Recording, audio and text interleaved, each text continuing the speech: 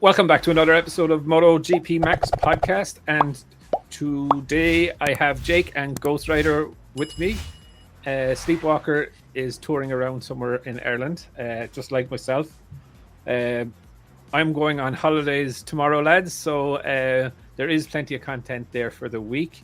Ghost, you're doing the live commentary on Sunday with Sleepwalker, so I will tune in from the pool bar.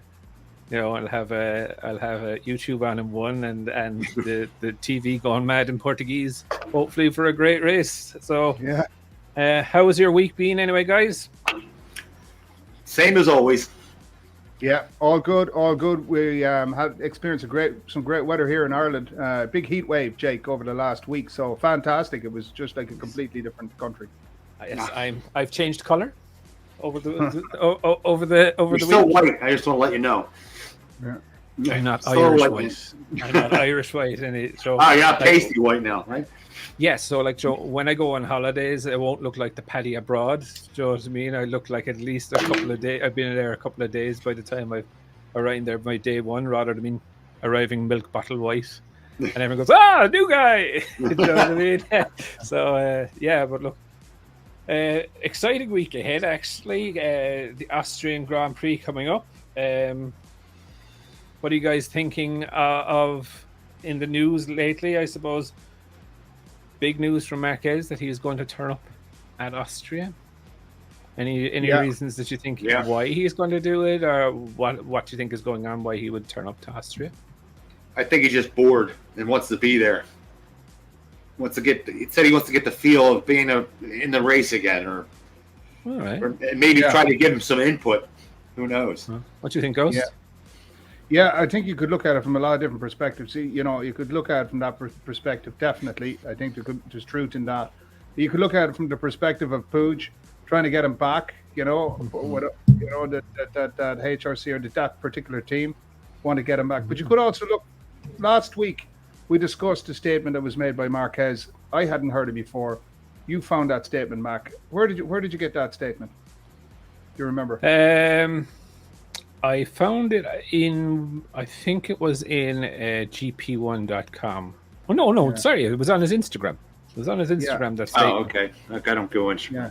And then, very quickly after you read that statement, we had this press release, which sounded very much like Marquez was coming back to the HRC camp as a project leader type of guy to put the blinkers on here and get this project working and moving in the same direction. Now, the point I would make is that the spirit of that statement is not in harmony with the spirit of the original statement that Marquez made. Yeah. So I smell a rat. But it's not the same thing. I smell a rat. So as it came up, different. It was almost like it was edited out. You know what I mean? Yeah. You're right, Jake. Do you know what I personally think? I think the 2023 Honda will be there, and I think he is having a full seating or rider positioning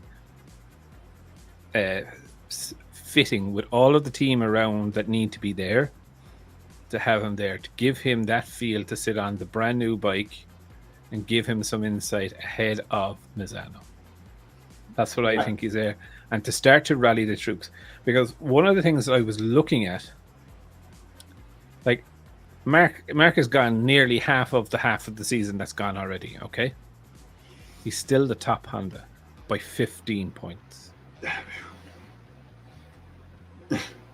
That's unbelievable. Do you know what I mean? Like, I was just sitting there and I was like, okay, so they're probably bringing him back, A, yes, to get him back knitted and gelled back with his team. But B, I do believe that there is a second, I think there's like I would call it a seat fitting, do you know what I mean? That he's going to sit on the new bike and see exactly how it feels, do you know what I mean? Get his riding positions done, rather than doing that in the first intense race weekend that he comes back in Misano. And it might have been. Go ahead.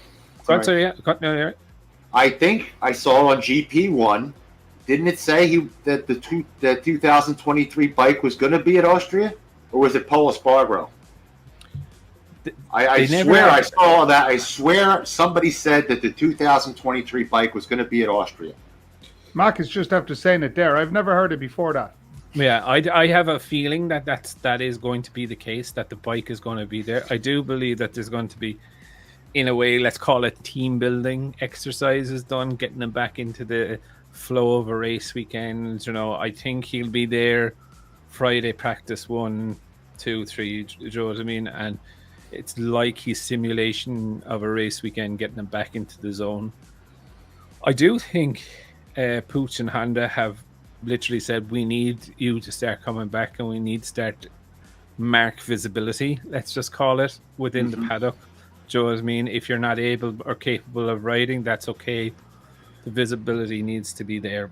So I do genuinely think there's a few multiple things, but I do think he's not just there just to spectate. Let's just say. I think absolutely. You can add to that to Puge. You can add Repsol sponsorship. You can add Dorna. You know, all the big bosses. You know, especially after the turnout in Silverstone. You know, you've got no real clear. Sport really has lost 2 superstars. Yeah. Last year. Yeah. He is a big marketing draw. Is what you're saying. You know what I mean? Massive. And look, it's still incredible. Like I think it's really incredible that he's missed so much and he's still top Honda. And it's not top Honda like by a little bit, right? When you look at like the closest person to him is 45 points. Do you know what I mean? And realistically, the Hondas are struggling to get to top 10. So it would technically take another 3 races to equal where he is. Do you know what I mean? So it just kind of shows you. I suppose. Look, we all know his caliber, but again, it just shows that eggs one basket syndrome, and like this. For me, for Yamaha, this is an exact thing of what could potentially happen. Do you know what I mean? And next year, if Fabio gets injured, just say, and they bring Crutchlow in, right? They could technically be at risk of scoring no points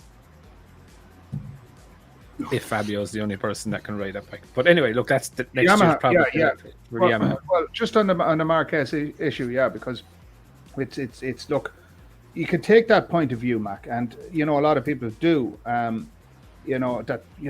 Marquez is such a superman. He's the difference. He's the difference that makes the difference. And the approach is to get him back now into MotoGP, and boom, we're going to see this series really go. We're going to see Honda begin to prosper. We're going to see the dynamic back in it. But does top level motorsports work like that? Like, have you seen? Can you plan? That to that level of detail in MotoGP as a sport, like in terms of bringing in someone. Well, yeah. Look, like I think with someone like the status of Mark, right? I think the other boys could sign off and say the chassis is brilliant, and Mark could say it's crap, and they'll go with Mark's findings. Oh yeah, do you know what I mean? And so I definitely think if they're building a bike that's made for the tires, but situating or settings or development progress, they will always lean towards Mark, right? And like you heard, for example, you've heard Davi, you've heard Morbidelli stay.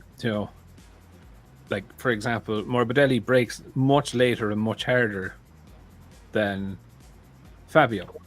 Yeah, and Joe Dovizioso, who is a fine rider, lads, and like he can't even replicate what, like, even though that he breaks less than Morbidelli, he doesn't break as deep as Fabio. Do you know what I mean? And it's just it's just a marriage, lads. Do you know what I mean? And sometimes then when those fucking things break up, do you know what I mean? And this is what I'm getting at. Right? Look at when Rossi came into it was GP 500 that time. It wasn't MotoGP. Right. I remember myself.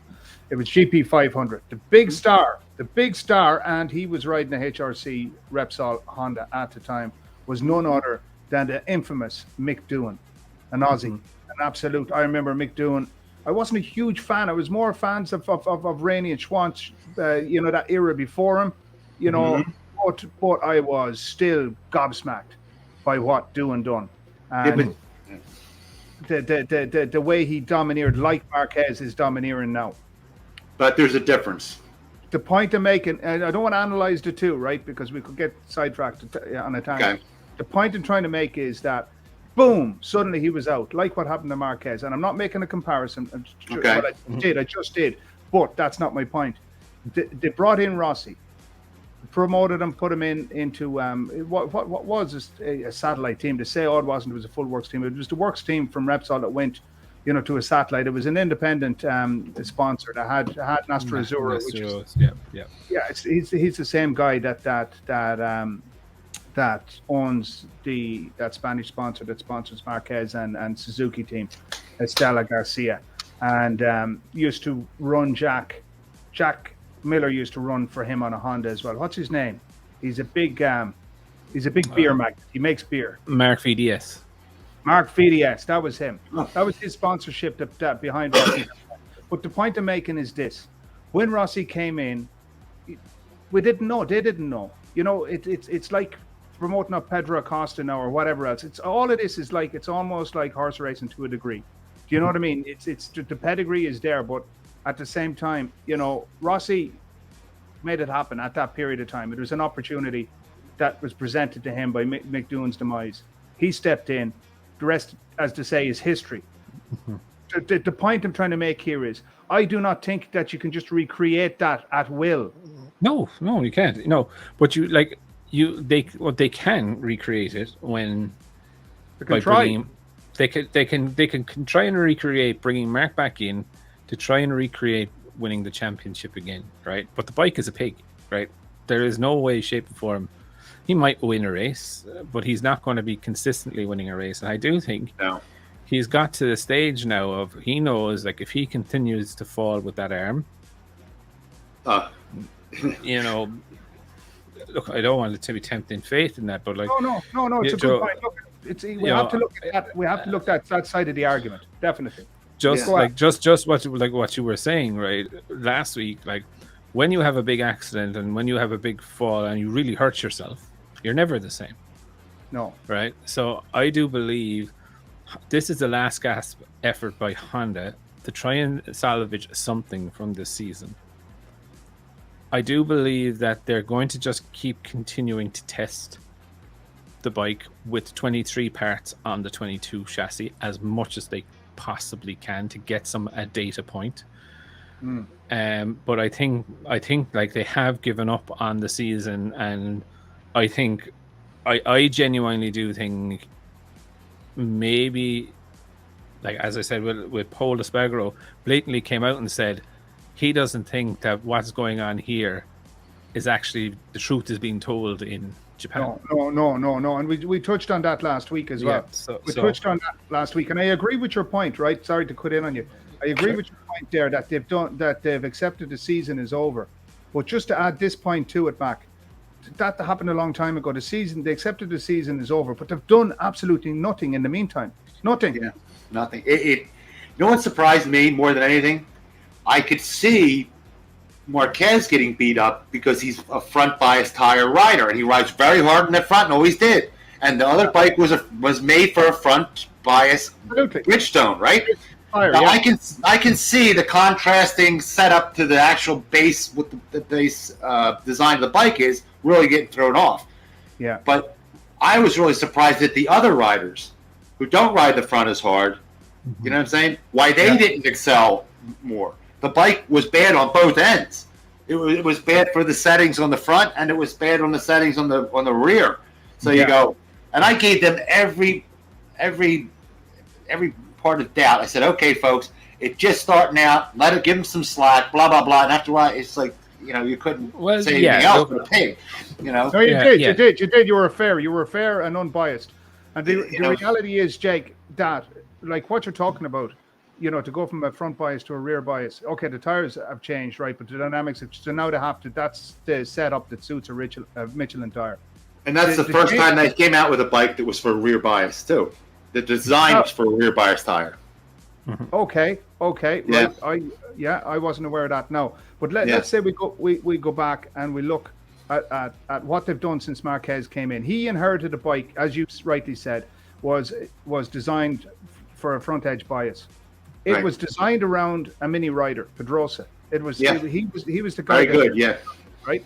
Then obviously Marquez stepped in, and the development that they have pursued with Marquez to this day has led them to where they are now, albeit for say Paul Espargaro. Yeah, but it's all eggs in one basket. I think they sat on their hands because it kept getting a little worse every year. They kept development, but even with Marquez, it kept getting worse. I think they were just sitting on their hands saying, and remember they said, we're not developing the bike because we don't have the money because we're paying Marquez so much. Remember when Honda said that? Yeah. I never heard them say that, but they did. They had a statement. Well, we're not putting anything in the bike because people say, why is the bike getting worse? Because because we're paying Marquez so much, we don't have the money because we have a $75 million budget, and we're paying Marquez $50 million or $25 million. No, it was $50 million. He was getting half the budget. Yeah. I think it's quite interesting, but I think yes. I think a couple of things have happened to Honda, right? Firstly, right, going from a front bias bike to a rear bias bike, it's never going to happen in 1 year, right? Never. No matter how good you are as right, there's so much learnings within that. It's nearly like going back to the start. Do you know what I mean? Chassis wise, right? So like they should have turned around, and the expectations should have already been low for the year to say, listen, lads, this is a 2 or 3 year project, right? Secondly, I think, Honda, in my view, fell into the trap because Marquez was riding around all of those problems. When whoever, Pooch or whoever, I don't even think it would be Pooch, whoever the top men or HRC are going to Honda to get a budget to develop a bike, and they say to Honda, we need to develop the bike more. We need, instead of 70 million, we need 100 million to do this development. The fight that they were always getting was, but sure, the bike is winning, so why do we need to spend that money? Yeah, right? Exactly. But it was only ever winning. It was only ever winning with one rider. Yeah. You flick that over to look at what's happening in Yamaha right now. Yeah. Exactly. It's the exact same thing. And I think that's what. So, like, at some point, Yamaha have to make a change. They have to get a new chassis, or they have to get a new engine, or they have both. Yeah, both, exactly. So who's to say? So when they do that, they're going to have a pig of a fucking year too. It's going to be a testing year. Yeah. So I just personally just think, and look, we can talk Honda for hours, right? There's so many issues with Honda, and look, I just personally think we're speaking about Marquez though. That's the top. Yeah. Happens to be in Honda. He just happens to be in Honda, but he's also Honda's last great hope for. Yeah, maybe a top 5 by the end of the season. Do you know what I mean? So, now I don't want to say. I'm afraid of him crashing. To me, he's the last guy that should be testing that bike in his condition. Not only does he have to come back from the injury, then he has to come back on a bike that's a pig and an engineering department who's lost. A bike. The rider might be good at setup, but he's not an engineer. People forget that. Yeah. We should learn that from Rossi. Remember? Yeah, look, definitely, I agree with it, but I just think if he's fit enough, I don't see. I wouldn't like to see him race, if I'm very honest, but I would like to see him test if he's fit. That way, he can have a bit of, to go out and do one day's testing. Maybe, like, realistically, what does he need? 20 laps to know whether that bike is anyway potential compared to the other one or not? Yeah, it's not. It's less even. So I don't think it's a lot of time. Yes, there's a massive risk. Do you know what I mean? But Honda are in so much of a shithole that, in my view, they probably need to take a risk, if it's a calculated risk, not just a pooch like, get on the bike and go. Do you know what I mean? Like, Who's just gonna glue his ass to the seat and won't let him off? Oh man, yeah. It's. Do you think it's just a question to you, Mac, and to you, Jake, as well? But do you think, right, this is a situation of Puig looking out for number one here. I think it's for Puig to keep his job. He needs to go That's back what to. I mean. Yeah, I think Puig needs Marquez back on that bike, and feedback that I think that the technical team in Japan will believe the feedback from Marquez rather than others, and I genuinely do believe that. And and the reason I say that, right, and it's not being derogatory towards any engineers or Honda and whatever, but I always remember. Do you remember Prost versus Senna in the McLaren years when they were battling each other and they were both using Honda engine? Senna used to get special engines from the Japanese engineers, and they would write little notes in the engine box directly to Senna. We've made this engine for your qualifying. This one is specially for you. Yeah. And I can guarantee you that was a special second engine. Like, do you know what I mean? There was nothing where Prost probably had 20 horsepower less in his qualifying engine. Do you know what I mean? I think that Honda doesn't understand why they're not winning. They, as a corporate, if they're going corporate, right? The guys probably have never rode before a motorcycle. I could bet. The higher ups. And saying, well, we won with Marquez for so many years. We gave you a new bike. We have a big budget. Why aren't we winning? They don't understand it. They don't get the concept of, if you tell them front wheel, rear wheel bias, and they're lost. They're like, why aren't we winning right now? Yeah. I think, definitely corporate are definitely going. And then they're going to say, we won the first year out with the first 2013 with him. Why can't we win again? As long as he's healthy, we should be sitting pretty. Yeah. And that's what somebody that doesn't watch racing would think. Yeah. And hey, guys, isn't that a huge step away from the mentality that Honda had when Rossi rode for them? Massive. Remember, that time they had the attitude that V5 was the bee's knees, and any rider could ride it. But any rider could ride it. Yeah, that was their attitude. Any rider, I was going to say. Any rider could win a championship on it, right? Multiple championships. That was their attitude. And Rossi, he wanted to wind his neck in and jog on as far as they're concerned. And he did. And he went and he jumped under opposition's bike and turned it into a winner first day out. Mm-hmm. That is a stark position in terms of positioning. It's a huge difference. I personally think, and like I know the Italian or the European bikes haven't won outside of Honda and Yamaha, right? But I reckon that dawn is coming, and when that dawn comes, that's going to be around for a few years. That they're just going to be so much more technically advanced. And look, I mentioned this last week, right? It doesn't look like Honda have improved, right? And the reason it doesn't look like Honda have improved is because I can guarantee you, Honda are probably testing some aerodynamic devices over in some back arse of out nowhere track, trying to figure out aerodynamics, right? What does Gigi Dell'Igna do? Throw it out onto the racetrack there with 4 bikes or 3 bikes the next time, and we'll gather all the data that we need. Pre-testing. Yeah. Do you know what I mean? And if it falls off, it falls off. Do you know what I mean? And it's like that wing literally probably came off the 3D printer and went onto the back of the bike. Whereas with Honda, that would go through check A, check B, check C, check D. Do you know what I mean? Yeah. But going back again, rapid prototyping of their development out there, and I can guarantee that's not just with aerodynamics; it's with engines, electronics, anything that they do, and it's massive different mindset. Yeah. But going back to a mindset that was Ghost was saying, don't forget 2019, right? The bike was getting worse and worse. In 2019, it was pretty damn bad for the 213. Marquez wins. After that, when he comes out in the podcast, him and his crew chief said, "Oh, it's a bad handling bike, but we win anyway." And what does Honda do? Has a press conference saying anybody could have win on it, and it was absolute bullshit because he was the only one that won that whole year.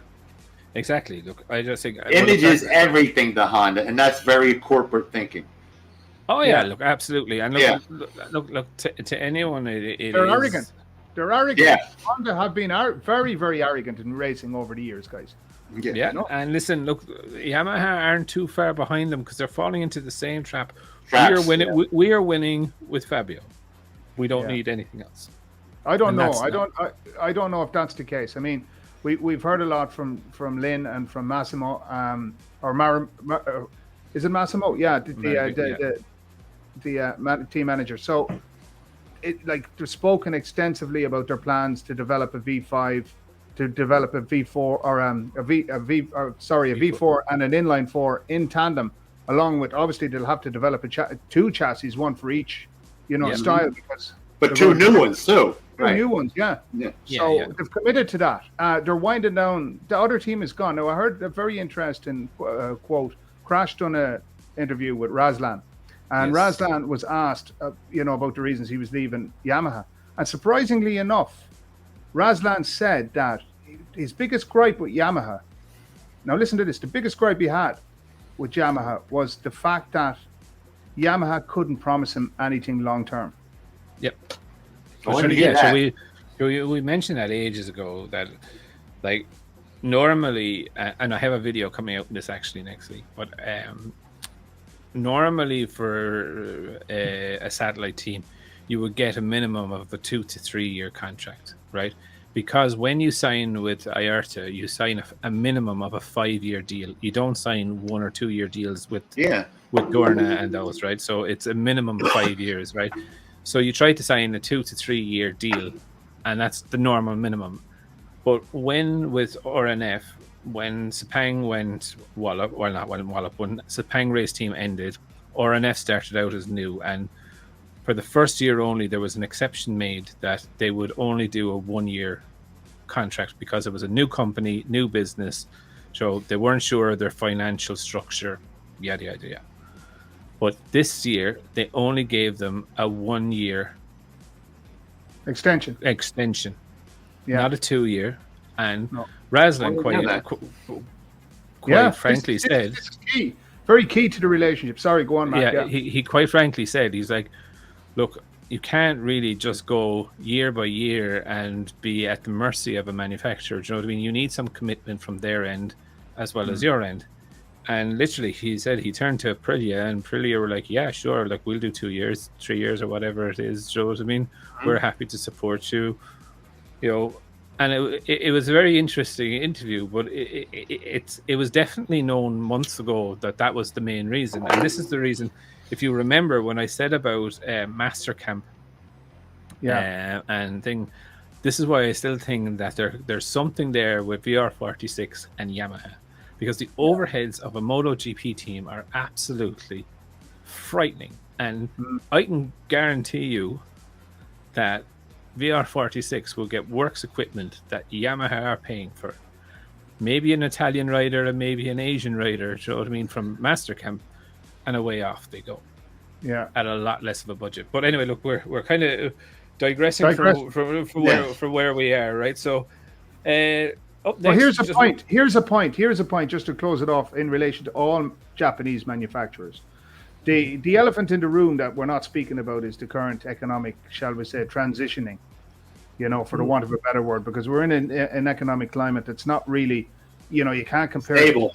It's definitely not stable, but you can't compare it to, the 2008 crisis, and you could, but it's not similar. Yes, you can. You can compare it, but you can compare it to the 1929 Great Depression, the Wall Street crash. You can look at that as well, but it's not you know what I mean? It's sort of like a hybrid.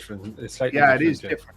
And what you have on top of it all, the elephant in the room that we're not talking about, is that this is a top-down pressure from a one world power which has united all the world in terms of the climate change transition and the move to away, shall we say, from IC engines. And Yamaha, we know Suzuki hadn't planned and got caught out. Yamaha haven't given any indication. We don't know what way they're going to go. Are Honda and Yamaha going to now continue to battle it out into a new era, an evolution of motorcycles, or do they even know what they're going to do? The electric thing is so far off. It is so far off. So I'll touch briefly on this actually now because so there was an interview quite recently with Gigi Dell'Linea and the CEO, not Bayer, the CEO of KTM. They were talking about this exact topic, and I'll paraphrase it now, but I'll do a video on it. And that people were asking about hybrid systems with like electric hybrid systems with the IC unit and an electric motor. And Gigi, you could see he's like, oh well, I haven't really researched it, but like maybe we could put a motor in the back of it with in typical Gigi thing. And then KTM were like, absolutely no way is that going to happen. That defeats the purpose of motorbike racing. Yeah. It's going to be synthetic fuels all the way. Do you know what I mean? Like, if you were to take a hybrid system, right? He's like, even if you're to do what Gigi was talking about, you would have to. Everyone would have to have the same motor. Everyone would have to have the same ECU and electronics driving it down.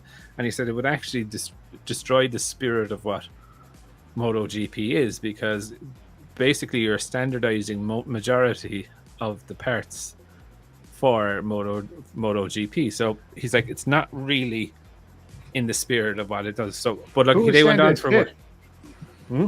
Not Pitt, the actual CEO of KTM itself. Do you know what I mean? And basically, he was just saying it doesn't fall in line with what the spirit of racing is. Good for him. Good for him. So, I applaud him. So look, it is. Look up that guy's name. Yeah. I will. I'll send you on the article. Actually, you can read it and make yourself happy. And this green transitioning has crushed so many economies. Exactly. There might be a backlash that people go, I don't want to see synthetic fuels. I don't want to hear anything about being green. I want my favorite pastime is throw the leg over the RS250, close the garage door, fill the garage full of white smoke, and smell like castor oil and petrol for the day. Yes, best aftershave ever, right? And I couldn't realistically say like I'd be happy with synthetic fuels, but if it was the only way to keep IC racing going, I would move. Yeah. Now, just to come up with some up and coming things. But just to say, Mac, before you move on, that discussion, and let's continue this discussion at another time, because I can guarantee you, if you're a motorbike enthusiast and you're listening to podcasts, you may have your favorites, you may listen to them all. There's a great selection of podcasts out, but you won't hear what you're hearing now other than MotoGP, Mac. That's a fact. And what we'll actually do is I'll send you on the article, as you can have a read of it, and then we'll have a conversation about it maybe next podcast once I'm back from sunning myself in Portugal. We might have a. He'll be back. He'll be all brown. I'll be brown. I'll have a haircut. You'll be like Miguel Oliveira. You'll have kinky hair. You know what I mean? Yeah. Is that you? Pocket Rasta. Yeah. But no, look, it was an interesting article, and I will definitely send it on. But this weekend, coming up, we have the Austrian Grand Prix, and home of KTM, of course, and I believe the KTM rider announcement is going to be done this weekend for all of them. Amazing. So probably the worst kept secret in the world is that Polo Spagro will be announced going back to KTM, and I presume that they're going to keep Brad. The one thing that really confirms then is nothing to do with Paul or Jack Miller, but to do with Ollie Miguel. It means that he's definitely out of KTM, and there's no option for him to ride with KTM next year. So it has to be Honda or Aprilia. Yeah. Look, that's it. Kind of closes down. Like there's only 2 seats, unless someone goes to VR46. Who they haven't confirmed their riders. No one has actually mentioned it, but I think they're going to stick with the same riders. There's not a threat there, but it's definitely something there. I do think it's going to be, the world's worst secret is going to be out probably Friday, and then I think there's going to be a lot of pressure on Oliveira and Mir this weekend to have a good weekend. So I mean, like, I look at Mir currently right now, and the problems that he's having with the front end of that Suzuki, and I'm like, you really want to go on a Honda? Yeah. How's your health insurance? Yeah. You are saying plasters. I'm saying plaster Paris company is what you might need. You know. Well, the thing is, you know what I mean. If I was a rider and I believed in myself, I'd be prepared to give Honda a shot. You know, he said, and I thought it was a good thing. You know that he said that he's not there. He's a qualified dentist. You know. Who? Or he's close to being qualified. Maybe he's not qualified. No, Oliveira. All right. He's I mean, he's attended. All I know is he is the world's biggest tongue. Yeah. Well, that could be true. But the point to making here is, he said that he was not there to ride for money, and that KTM had offered to double his salary and put him back on a factory or a satellite bike. Yeah. Now that double his salary. So let's say for the sake of it, making. Yeah, it could have. You know, he's on a factory bike. He has to be making $1 million. He gets $2 million to go back into Hervey's team, Hervé Poncharal. You know, so he's not riding for money. He's riding for his career as a rider, and it's like what Vinales said last year. He didn't say it it was in the MotoGP Unlimited documentary, where he was in the Range Rover with his dad, and he was driving along, and it looked fairly bleak. Like that documentary made things look fairly poor for Vinales last year. But the old fella said to him, it was after the time. No, it wasn't. It was before the cousin died. But he said, "Do you think you want to continue?" The old fella, he wasn't pushing him. Well, on camera, at least, he was telling him, "Look, do you think it might be time to bow out?" And Maverick says, "No." He says, "I have not won it. I came to win it, and I will stay to win it." Something along them lines. Mm-hmm. Yeah. Look, like, I personally believe that Oliveira, they doubled the salary, they put him back on, to demote him down into a team. You know, if you can triple the fucking salary, do you know what I mean? Yeah. If I'm not worth being in the main team, then that's fine. Don't keep me. Do you know what I mean? I can't, because I'm not going to believe in the project if you're booting me out of one team to keep me into another one. Do you know? But wouldn't that suggest that Oliveira would go to Aprilia? Because Aprilia doesn't have all that much money, and they can figure, I got a good rider, we'll come in here for cheap. Yeah, well, look, listen. You know what I mean? I think it's someone of his caliber. I think, Joe. Look, I think a team can always find the money to get the right rider. Do you know what I mean? And I think Aprilia will pay someone to have someone on a works contract, and I would believe I don't think it's going to be RNF stumping up the cash to get. Both of them are, Mac. Both riders will be on an Aprilia contract. Both of them. Is there room for both on RNF? Yeah. There's two riders, so there's Mir not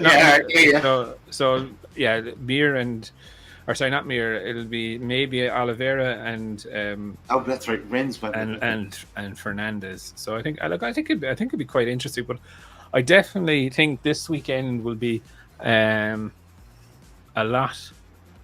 Well, could I just throw a spanner in the works and say it could potentially be one Mir and another rider in at Aprilia. It could be. I would prefer that, to be honest. Yeah. What's his with Fernandez? I wouldn't think anybody's picking him up. They will. There's rumors. There's rumors. There's rumors. Yeah. There's rumors that it's going to be him. Yeah. Look, and he's hot property. I don't. I think personally, I'm not I won't say I'm not a fan, but I just think he has the wrong attitude.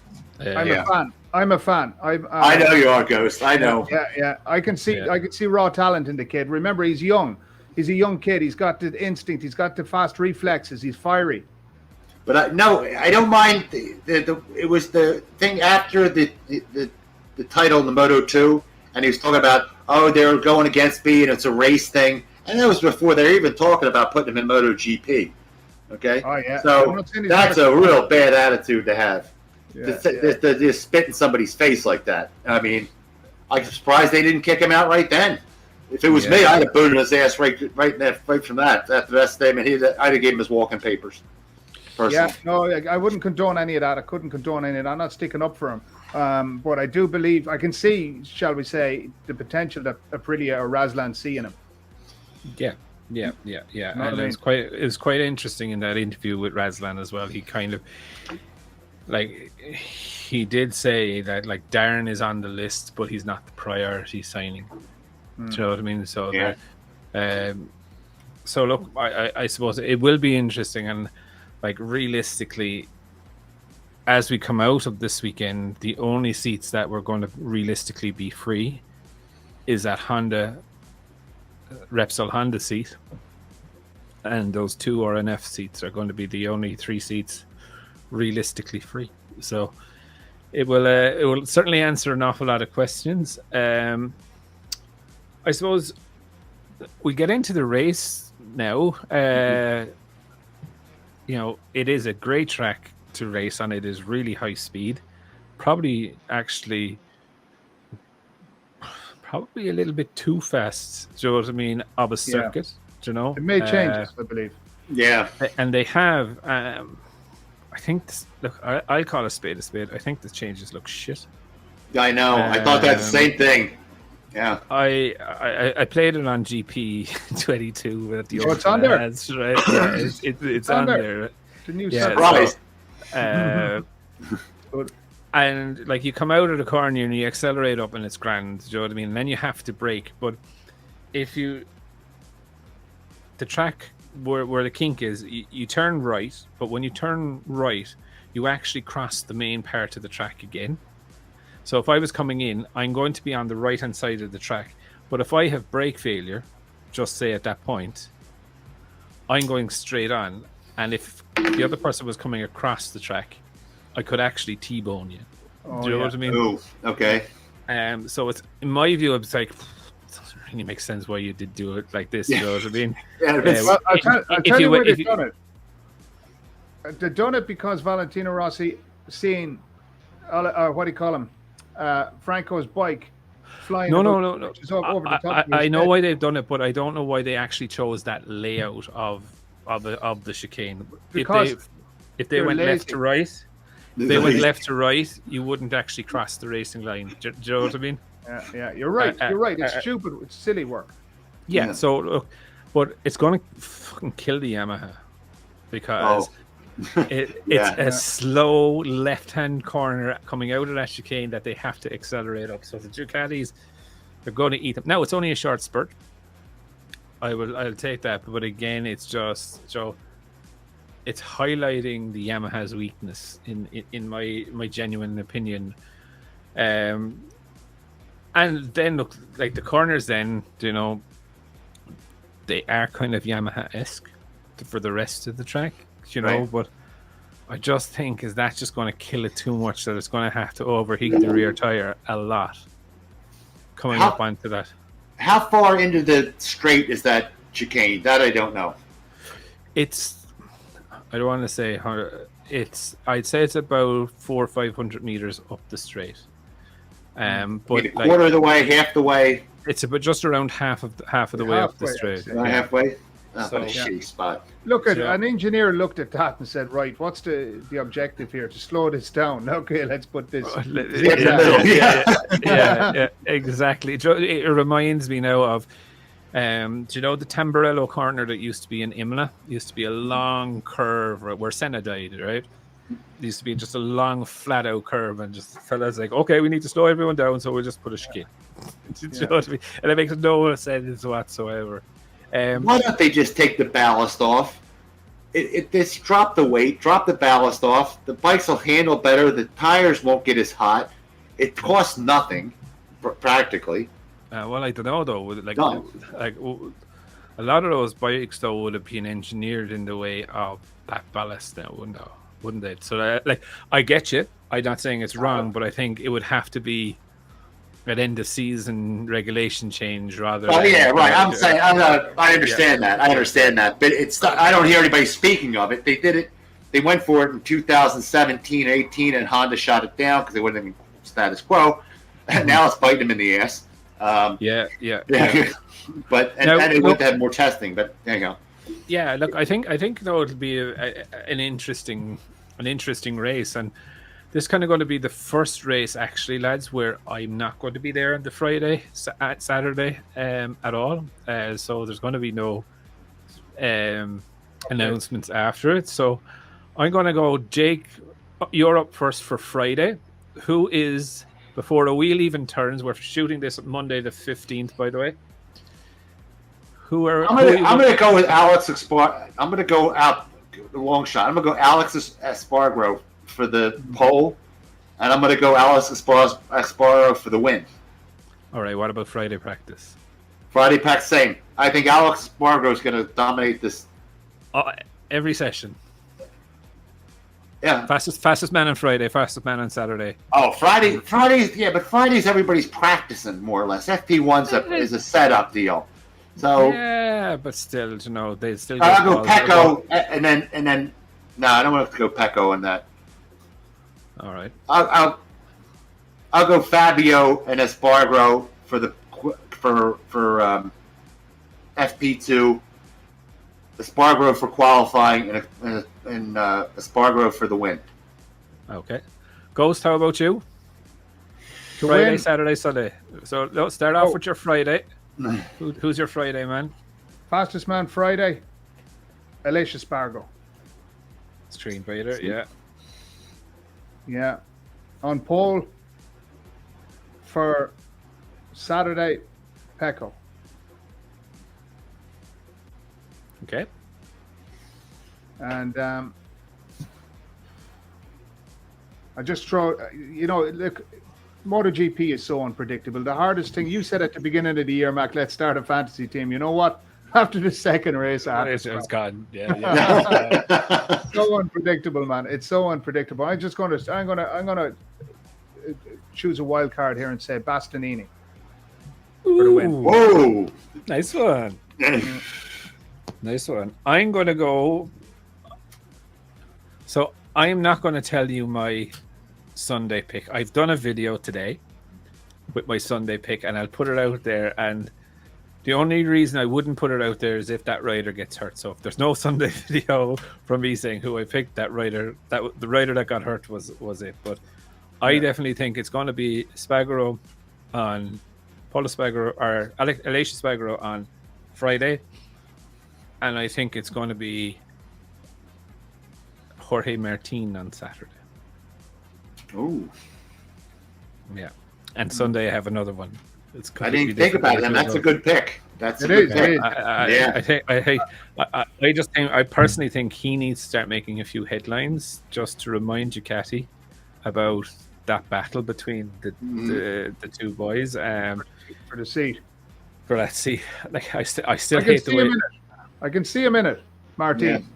Yeah, I just think, Joe, the long corners, how he hangs off the bike. Lads, listen, look, we have Alex Rins too as well, who fucking flies around the place. Do you know what I mean? And he hangs off the bike. Martin hangs off it as well. Like, if I was to ever say about two riders' riding style, Martin and Rins' style is, for me, it's just like, that's just the ultimate style. Hang way off the bike, elbow down. You know, like, he would get the elbow down in a skip. Yeah. Do you know what I mean? He would just be able to do it, and I just think, looking at his riding style, but I think Martin needs a big weekend this weekend, just if he wants to secure that, because Bastianini beat him last week with a one wing Ducati. Do you know what I mean? Yeah. But but everybody's tires was going away, and Bastianini, how good he is on worn tires. Yeah, but like if you're the Ducati factory team, you're like, hello, we have a fella that's good in the last 5 laps here. Do you know what I mean? Bastianini is riding that GP21 engine. That engine ran him up last year. It was easily the best at the Ducati power plants. In the early stages of this year, it's still it's still a good package, very good package, and he's getting the best out of it. Yeah, he is. Yeah. And look, it's an incredibly strong package. Like you look at the GP21, it is a very much so sorted bike. Now, if you look at Bastianini's bike, though, his bike is more leaning towards a 22. And what 22 are they going to go with next year? Only in fairings. The engine is different.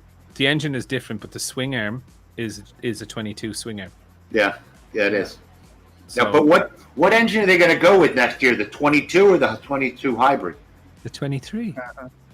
Yeah, they'll have a new power plant. Yeah, they will. An all new power? No, an all new one. You don't know Ducati, man. These guys have produced. They do have a strong engineering team, but I wouldn't think another new engine.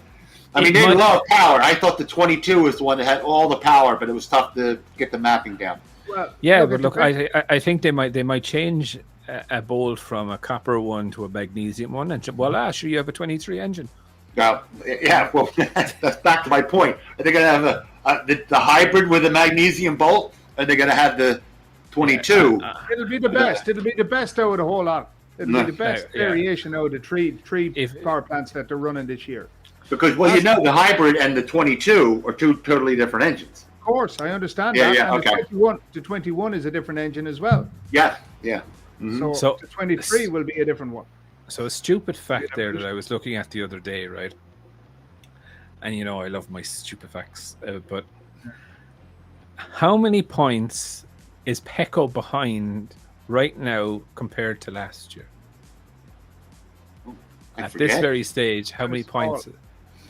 It's very small. I'd say it must be small. It can't be too much. 5 points. 5, yeah. Really? How many points is Fabio Quartararo behind this year from where he was last year? I'd say it's more than 5. It is. No, really? I thought he was. He's 23 or 24 points behind where he was this time last year. Yeah.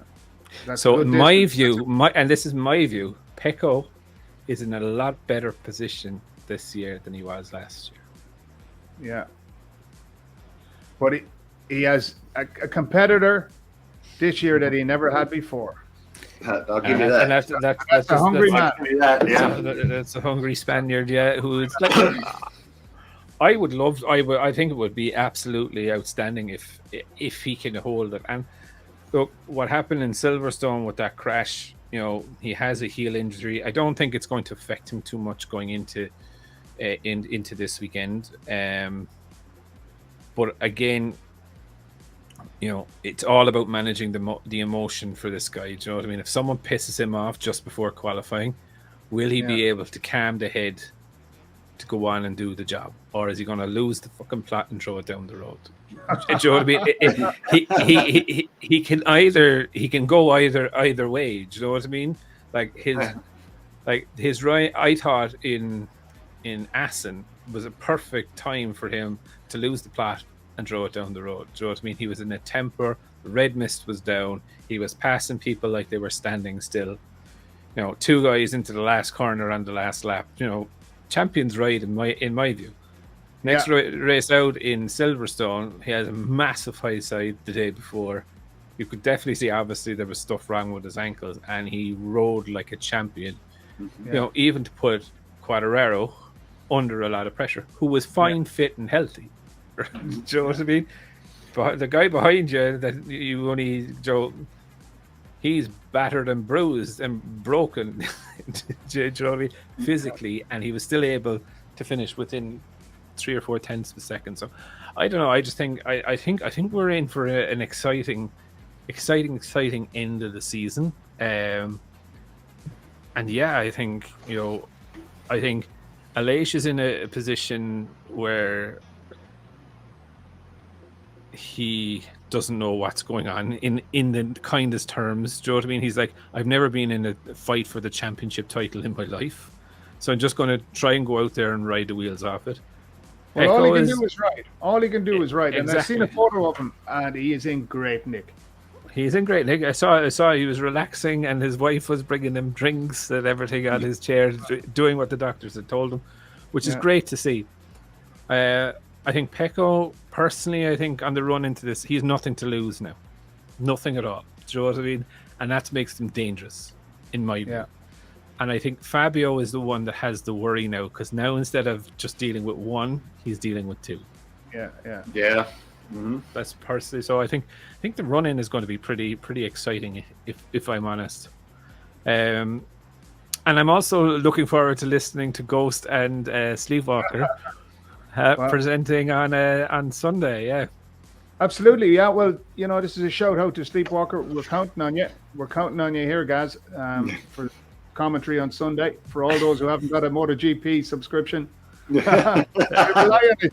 This guys rely on it, Jack, the live streaming. I'm sorry, I'm not. I can't do both. Oh, that's okay, man. We will get you on one day. We'll get you one of those cheap tablets, Jake, and you can watch. Yeah, I'm lucky if I can do my cell phone, for Christ's sake. I know. I had to. Somebody said, "Oh, you can." Somebody said you could put WhatsApp on your phone. I know. I'm old. Can't you see the beard? I look like Santa Claus, for Christ's sake. Listen, there's no harm in it at all, Jake. You know what? There's great comfort in it. There's great comfort in it not being too tied up in technology like that. Don't give yourself a hard time, man. Oh no, I don't want to know it, because it's like I love engineering. I love chassis engineering, so I'll get into it all the way. I know if I get into this all the way, I'll never get away from it. You know what I'm saying? I know me. I'll try to learn the whole damn thing. You know what I mean? That's it. And anyway, guys, I think we'll wrap it up there for this week. But I think next week we will definitely get into that new fuels, hybrids. I sent John that article about it. And next week I also want to talk about something that I'm really passionate about right now, and that's rivalries. Yeah. And I think I want to get into testing one time. That's my one thing I want to do, damn it. Yeah, we'll give you 3 minutes one time. Yeah, but people don't understand how much you're screwing everything up. You're right. Ghost, you were there. They never had this. They never had, we got to do something in the year. We got to test something in the year because we ran out of time. Everybody showed up the first race, and it's costed them. I heard it's 400% more. It cost them 400% more in engineering since they did this. Yeah, because it's not done right. Yeah. Yeah. So, Jake is a busy man. Yeah, that's my heater guy. That's okay. Anyway, guys, thanks a million for coming on today. We will catch up again next week, and we have that conversation. And we might try and fit in that bit of testing, Jake. Have your own research ready. So I'll hold you to that. And we'll get that done. But look, looking forward to it next week, guys. Looking forward to tuning in on Sunday to watch you guys. It'll be a bit weird, but until next week, we'll see you then. Okay, guys. Take it easy, guys. I just want to take a minute to also thank you for watching my videos and the support that you've shown so far. If you haven't subscribed already and you would like to subscribe, it would mean an awful lot to me if you did. I'm starting this channel realistically so that we can all enjoy MotoGP together, with the aim of streaming a live video when the GP races are on.